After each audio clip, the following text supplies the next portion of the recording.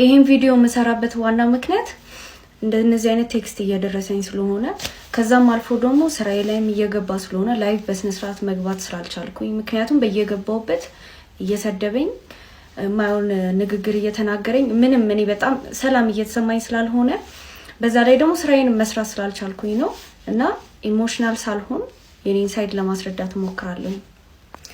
እኔና ዳንኤል ከተለያየን 6 ወር ሆኗል። በዛ 6 ወር ውስጥ ደግሞ እኔ ብሎክ አድርጌው ነበር ምክንያቱም ከኔ ጋር ያለው ነገር ይበቃል። በዛ በሪሌሽንሺፕ ውስጥ ምንና ምን እንዳለፍኩኝ እኔ ነኝ ማቀኝ። እሱን ደግሞ ኔክስት ፓርት ሰራላችኋለሁ። ብቻ በዛ 6 ወር ውስጥ ብሎክ አድርጌው እንኳን ሌሊት በሌላ ሰው ስልክ እየደወለ እየበጠበጠኝ ነው ያለው። ከዛም አልፎ እየዛተብኝ ነው ያለው፣ እያስፈራራኝ ነው ያለው። በጓደኞቹ አማላጅ ይልካል። እሺ አልኩኝ። አትሊስት ጓደኛ እንሁን፣ ከዚህ በኋላ ምንም አይኖረንም፣ ጓደኛ እንሁን በሰላም ምክንያቱም ሶሻል ሚዲያ ላይ ነው ያለነው አይደለ? ነገ በየሆነ ስራ እንገናኛለን። እንዳልኩትም እየተገናኘን ነበር በስራ። ስለዚህ በስራ እንገናኛለን፣ ጓደኛ መሆን እንችላለን። ከዛ ያለፈ ግን ምንም አይነት ነገር አይኖረንም። ጓደኛ ነው ተባብለን እሺ ተባብለን አንብሎክ አድርጌው ከዛ በኋላ መገናኘት ጀመርን፣ ማውራት ጀመርን፣ ላይቭም መግባት ጀመርን።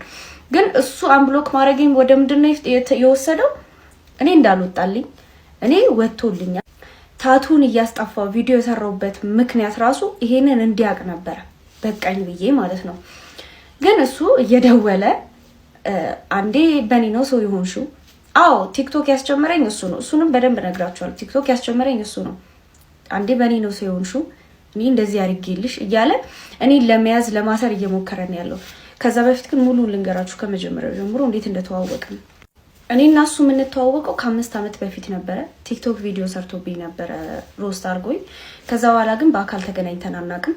ከዛ የ1 ሚሊዮን ፎሎወር የገባ ጊዜ ጠራኝ እንደ ገስት፣ እንደ ማንኛውም ገስት ሄድኩኝ። ከዛ በኋላ ግን ማውራት ጀመርን።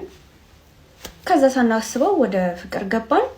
መጀመሪያ ላይ እንዴት ነበር መሰላችሁ? በጣም ጥሩ ሰው። እኔ ዳንኤል አሁን እንደዚህ መሆኑ የማይገባኝ ለዛ ነው። በጣም ጥሩ ሰው ነበር፣ በጣም ናይስ ነበር። እኔ በዛ ሰዓት በጣም ስትረስ ውስጥ ነበርኩ፣ ጥሩ ነገር ውስጥ አልነበርኩም እና ያው ታውቃላችሁ የነበርኩበትን ነገር። በዛ ሁኔታ ውስጥ እሱ ነበር ከጎኔ የነበረው፣ ሁሌ ከጎኔ ነበር፣ በጣም ሰፖርት ያደርገኝ ነበር። ኢቭን ቲክቶክ ድጋሚ እንድጀምር ያደረገኝ እሱ ነውና በጣም ሰፖርቲቭ ነበረ። ከጎኔ መድረስ ባለበት ሰዓት ከጎኔ ነበረ። ግን እየተቀየረ የመጣው ከመቼ ጀምሮ ነው? 4 ወር ካለፈን በኋላ ልጁ ኮምፕሊትሊ ማላቀው ሰው ሆነ። አንደኛ እኔ በዛ ሰዓት እኔ ወፍራም ነበርኩኝ። የድሮ ቪዲዮዎች አብረን ምን ሰራውን ገብታችሁ ማየት ትችላላችሁና እኔ ወፍራም ነበርኩ። ቦዲ ሼም ያደርገኝ ጀመረ። አንቺ እንደዚህ ቦርጫም፣ አንቺ እንደዚህ በጣም እንዴት ልበላችሁ ኮንፊደንሴን ገደል ነው የከተተው። አንቺ ቦርጫም፣ አንቺ እንደዚህ አንድ ቀን ይሄ በሰተት ነው የምላችሁ። መጀመሪያ ሰሞን ይሄ የሚያሳየኝ ፍቅር ምናምን ቀርቶ አንድ ቀን ይሄ ቆንጆ ነሽ ለማለት ራሱ አይ ትጠግባለች ምናምን ማለት ጀመረ። ጓደኞቹ ይናገሩት ነበረ፣ ኖ አንተ ለምንድን እንደዚህ የምትላት? ምክንያቱም እነሱ ፊት ለፊትም ሲናገረኝ ስለነበር ማለት ለምንድን እንደዚህ የምትላት ምናምን ሲሉት ኖ ተጠግባለች ምናምን የሱን ኢንሴኩሪቲ ወደ እኔ አመጣብኝ። በቃ እኔ በራሴ የነበረኝ ኮንፊደንስ ገደል ነው የገባው። ከዛ በጣም ኮንትሮሊንግ ሆነ። ከቤት እንደወጣ አይፈልግም። ጓደኞቼን ሳገኝ ኢቭን እንዴት ልበላችሁ ወንድ ጓደኞች ነበሩኝ። ይሄ ደግሞ ኖርማል ነው። ወንድ ጓደኞቼን ሳገኝ ምን ልታረጊ ነው የምትሄጂው? እንደዚህ ልታረጊ ምናምን እና እኔ በዛ ሰዓት መጠርጠር ነበረብኝ ምክንያቱም እሱ የሚያረጋው ነገር ነበረ። እኔ ግን በዛ ሰዓት በቃ ይሄ ብቸኝነትም ስለነበረ ምናምን ከሱ መለየትም አልፈለኩም ነበርና ምንም ነገር ሲለኝ አምነው ነበረ። ከዛም ደግሞ እኔን ከቤት አትውጪ እያለ ከጓደኞቼ እያራራቀኝ እሱ ክለብ መውጣት ጀመረ። እሱ ክለብ ወጥቶ የኔ ጓደኞች እኔን የሚያቆኝ ምክንያቱም ፖስት እናረግ ነበር የዛ ሰዓት እና እኔን የሚያቆኝ እየደወሉ ይነግሩኝ ነበር። ከዛ ያኔ መጠራጠር ጀመርኩና ስልኩን ለመቀበል ሞከርኩኝ። የኔን ፓስወርድ ያውቃል፣ ሁሉም ነገር አለው።